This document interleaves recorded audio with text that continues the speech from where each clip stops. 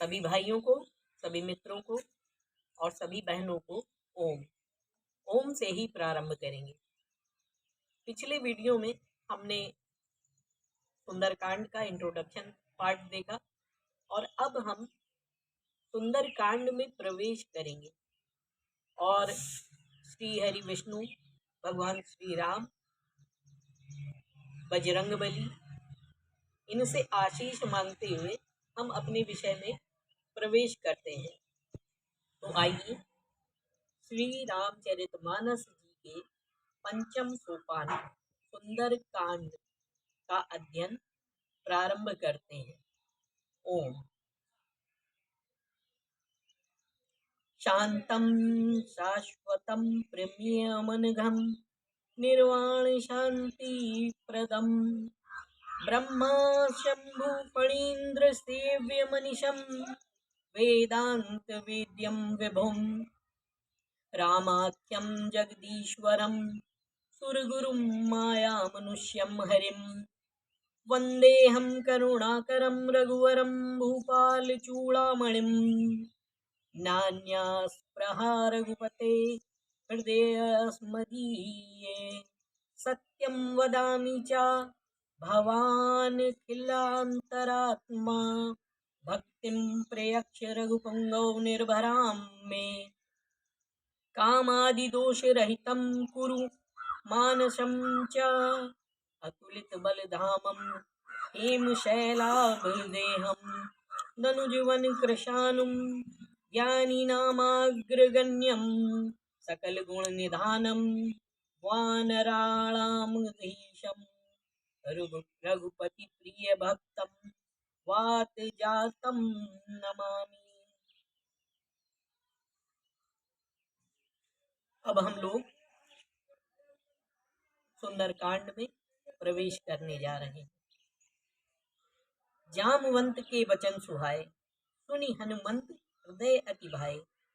तब लगी मोहि परखिहो तुम भाई, सही दुख कंद मूल फल खाई। इसका अर्थ देखते हैं। जामवान के सुंदर वचन सुनकर हनुमान जी के हृदय को बहुत ही भाए। जामवान के सुंदर वचन सुनकर हनुमान जी के हृदय को बहुत ही भाए। वे बोले, हे भाई, तुम लोग दुख सहकर कंद मूल फल खाकर तब तक मेरी राह देखना। अब यहाँ पर जो विषय है, जैसा कि प्रारंभ हुआ जामवंत के वचन सुहाए, तो रीक्षपति जामवंत जी के वो कौन से वचन हैं जो हनुमान जी को बहुत भाए हैं। यह एक मंथन का विषय है जिसे हम छोड़कर ही सुंदरकांड में आगे प्रवेश कर जाते हैं और चीजों को समझने का प्रयास मात्र भी नहीं करते हैं।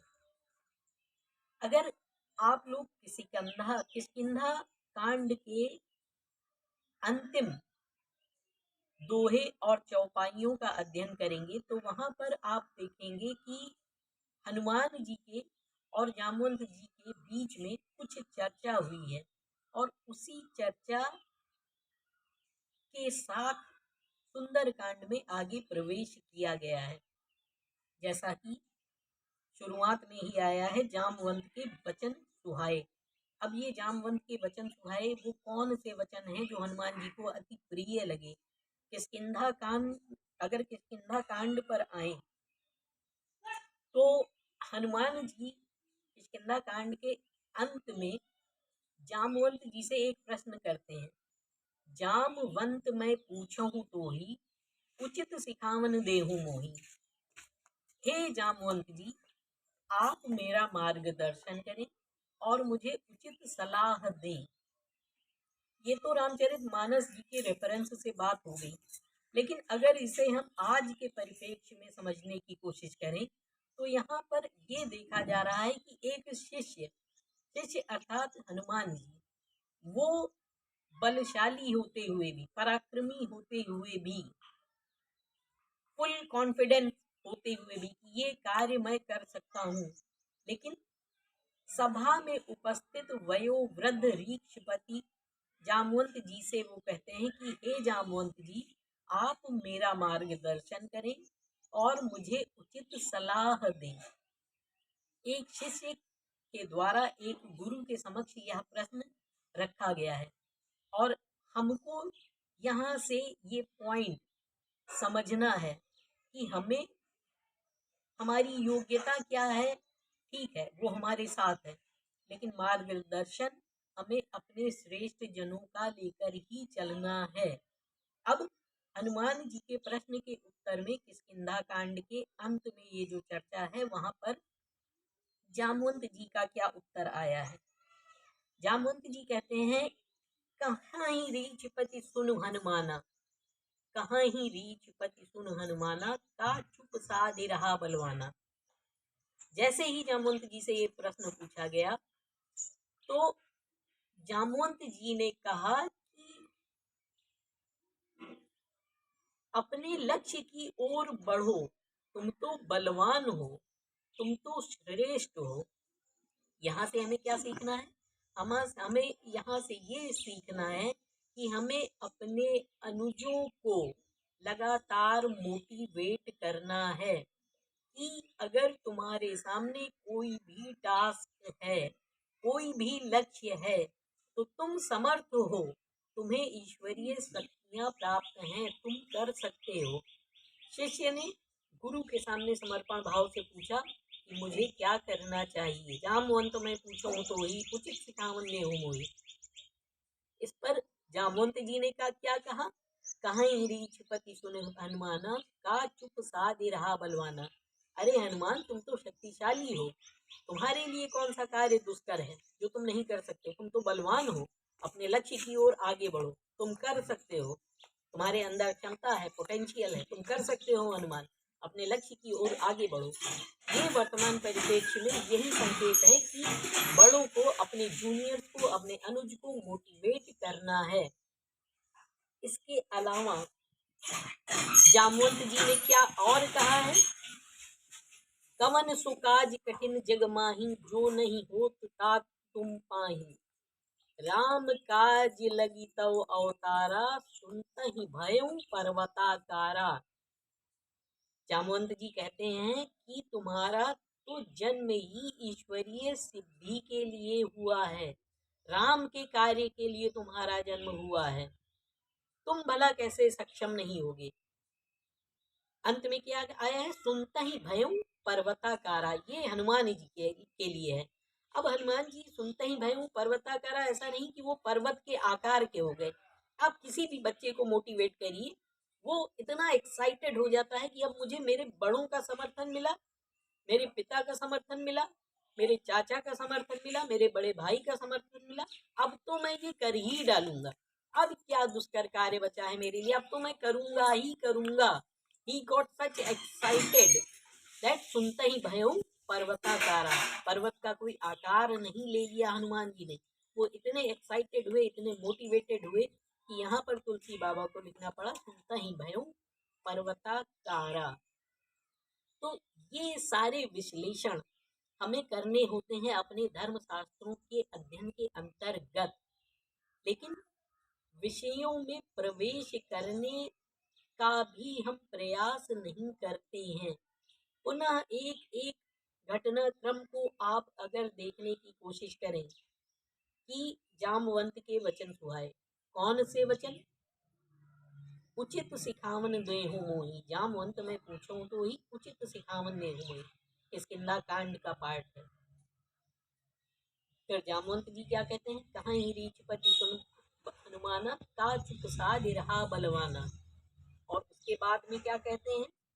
कवन सुकाज कठिन जग माही, जो नहीं होत तात तुम पाही। राम काज लगी तव अवतारा, सुनतहि भयउ पर्वताकारा। ये जो सीक्वेंस है दोहों का, चौपाइयों का, इस सीक्वेंस पर आपको आना है। प्रारंभ सुंदरकांड से हो रहा है, लेकिन विषय में प्रवेश किष्किंधा कांड से है।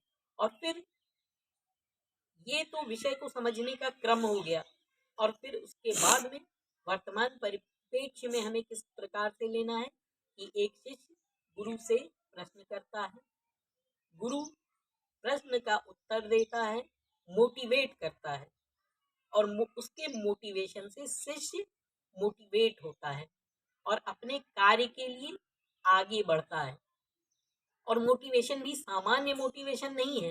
राम काज लगी तव अवतारा। अगर किसी से ये कह दिया जाए कि तेरा जन्म तो ईश्वर के कार्य के लिए हुआ है, तो उसके मोटिवेशन का स्तर क्या होगा, ये कल्पना करिए। विषय सामान्य नहीं होता है, चीजों को समझना है, अध्ययन करना है, जटिलता में प्रवेश करना है। कुछ भी सामान्य नहीं लिख दिया है, मनोरंजन नहीं है। विषय को समझिए, अपनी विवेक बुद्धि, जो हर वीडियो में, हर अपने उद्घोष में मैं हमेशा ही कहा करता हूँ, आपकी विवेक बुद्धि, आपकी विवेक बुद्धि ही आपको सत्य तक लेकर जाएगी। सुंदरकांड का अध्ययन करिए, समझिए और चीजों को जानने का प्रयास करिए कि यहाँ पर हमें कहा क्या जा रहा है, क्या मैसेज दिया जा रहा है। तब आप अपने धर्म के प्रति समर्पित होंगे। जब आपको यह जानकारी होगी कि धर्म हमें किस प्रकार से जीवन जीना सिखाता है और धर्म आज के परिप्रेक्ष्य में भी एग्जिस्ट कर रहा है, तो इस चौपाई को लेकर यहीं पर विराम देता हूँ और आपसे एक बार पुनः आग्रह करता हूँ कि अपनी विवेक बुद्धि के द्वारा विषय को समझें, विषय में प्रवेश करें और चीज़ों को समझने का प्रयास करें अपनी विवेक बुद्धि के द्वारा। धन्यवाद।